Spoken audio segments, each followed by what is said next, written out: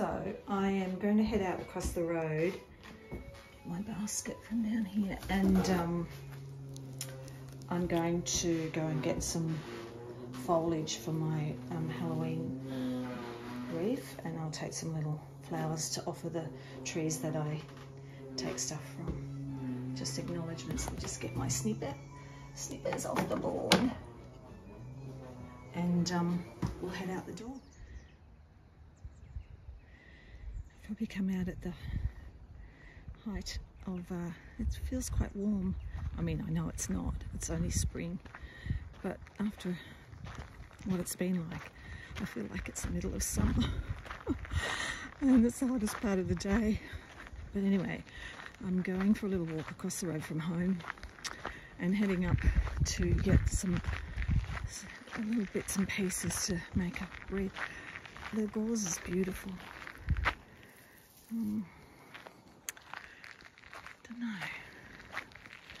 I don't know, beautiful colours.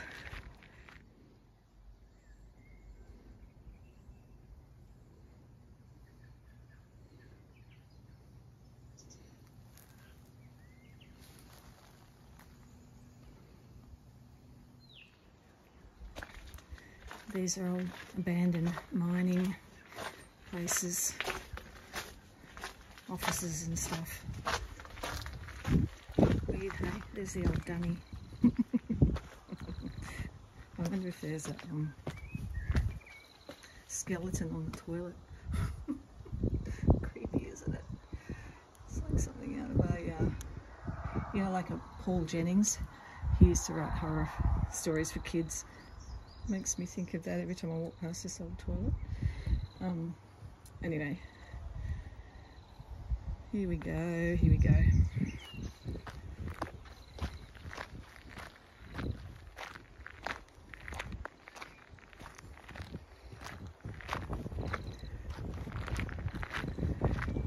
This is all scrubby and wild and woolly out here.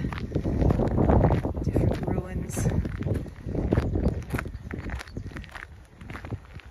The gauze is all gone brown now around here. So that's not really what I'm looking for. I don't know what I'm looking for. Something soft that I can manipulate. Maybe some peppercorn fronds might be pretty. That's our railway station over there. We only have a train twice a week, and it's a steam train. And it only goes to the next town, but it's adorable.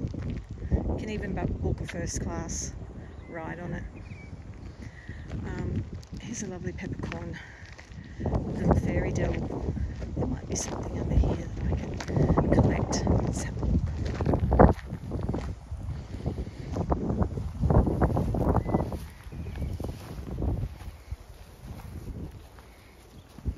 These are beautiful.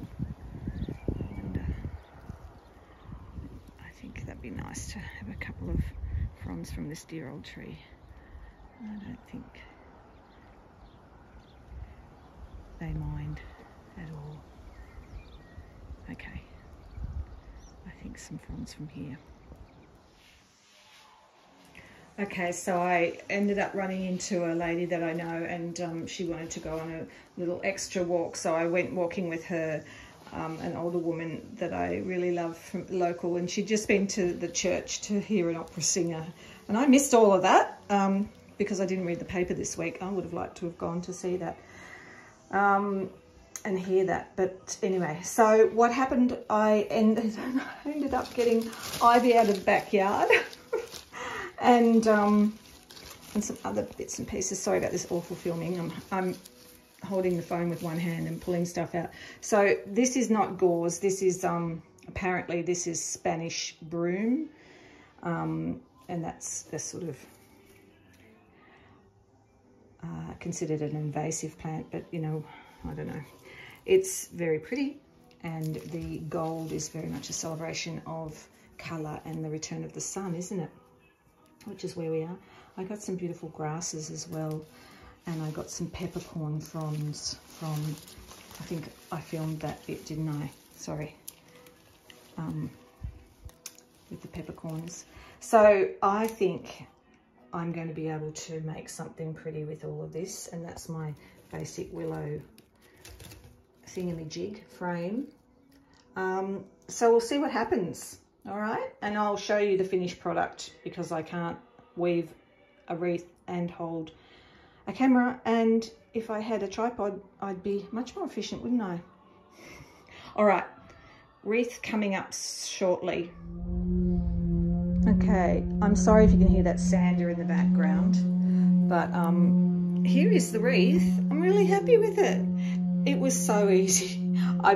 These two orange flowers, are they asters or zinnias or there's something? They were growing in the gutter anyway, and I picked a couple in the gutter out the front of our house.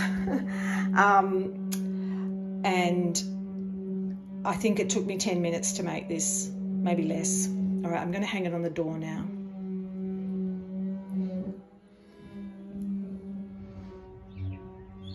Okay, there it is. I forgot I had these little, I think they're called sunbursts or starbursts. They were in the other video, they're Australian natives, and they were coming to the end of their time, so I forgot I had them. And I put a bell in the middle to ward off any goblins that might be around. And the sun always hangs on the front door there. So I'm on a stool so that you can see up close, but there it is. I'm really happy with it. It's really pretty. I know I seem to always be at the markets, and I am actually. There's markets on all the time around where we live. So this morning I went to the market and I got one last little thing, a little trinket to put on my Halloween altar from the local potter, and I'm going to unwrap that now. I'm going to do an unwrapping for you to show you the little guy that really, really needed to come home with me. Alrighty, where are we? I can't wait to unwrap him because he's so cute. He's only little. And he's still got his price, $10. There he is. Hello. I need to come home with you. He looks so sad, and he's got, some of them had hearts, some of them had pumpkins, and he had a little cloud because he's so sad. But he's not going to be sad anymore, is he? Because he's going on my Halloween altar. Okay, I'm not entirely sure where I'm going to put him on the actual altar, but I'll play around with this. I'll just put him over there for the time being. And then I will light up the altar and show it to you in full. He looks quite happy there. Don't you, little guy? So I need to tell you a little story about me and Halloween, because I live in the Southern Hemisphere and basically live in the upside down. I always used to struggle with the Halloween / Samhain stuff, and Australia's sort of taking on Halloween now, but just in that sort of fun, playful way. Commercial in lots of ways, but also it's just beautiful to see people playing with the idea of Halloween. And so what I now have decided to do is have Halloween in October, which is spring here, and you know, we're celebrating the return of the light, and then in April just have Samhain. So I know that sounds really odd, but you know, my practice, my rules. Because Samhain to me is, I just love it. It's one of my favorite Sabbats.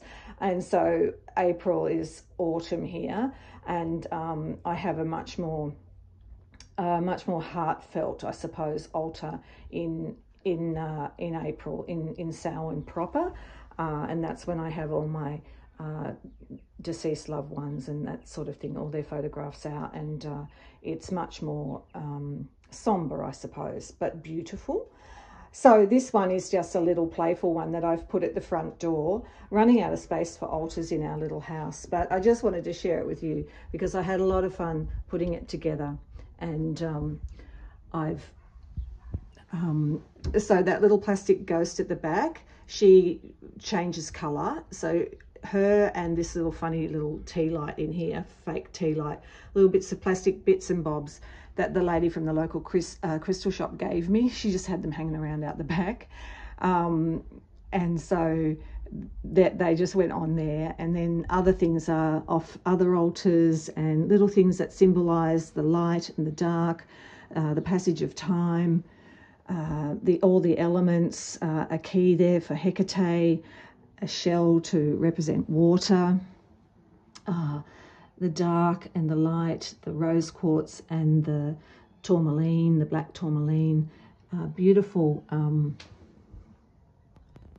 card that I chose out of, hang on, I'm just underneath here, there's a little table under here, out of this deck, which most of you know about, Seasons of the Witch, the Samhain Oracle. Beautiful deck, very poetic.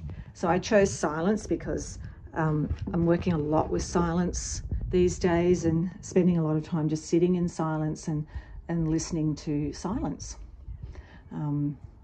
As Eckhart Tolle says, stillness speaks, silence speaks. And then just this gorgeous little besom that's, well, we think it's adventurine, but it could be moss agate, but either way, I love both of those stones. And the bat there for protection, and the little besom part, you know, just for sweeping away negative energy and whatnot from around the altar. Forget what those decorated skulls are called. I'm sure you know. Flowers from the backyard. I have, I have this really beautiful, I've had this for ages. I've probably mentioned it before, fox hedge altar oil that I got from Starry-Eyed Joey at Starry-Eyed Supplies, that I've anointed everything on this altar with, the crystals, the wand, the key, and so it smells really beautiful too. The altar smells really beautiful. The cross as well, symbol of Christ, but also this beautiful, you know, the cross was very much a symbol before Christianity of living both vertically and horizontally. To live horizontally is not to think too deeply. To live vertically is, of course, to explore the mystery of life. So I think that's a really beautiful symbol. I love the cross for that reason. And over here, you know, a bit of deadly toadstool action, a beautiful feather, again for the air, element of air. There's another teeny tiny little besom in there. Oops. And there's some more keys for Hecate. And there's our little guy that we bought this morning at the altar, at the market. And I think he looks really happy there, actually. He's just kind of been plonked there, but really happy. Oh, and there is a skull hiding in there. Oh, so put him back down there. So that is my very simple front door Halloween altar that helps to ground us and think about Halloween, think about the passage of time, the thinning of the veil, and just to have some fun here in the upside down with the wheel of the year. That, along with my wreath, is probably the extent of it for Halloween. It hasn't really taken off in our little town, but every year we get a little bit more action. We see a little bit of trick-or-treating. So slowly but surely it's happening. It's such a beautiful time. It's such a playful time as well for the kids. Love it.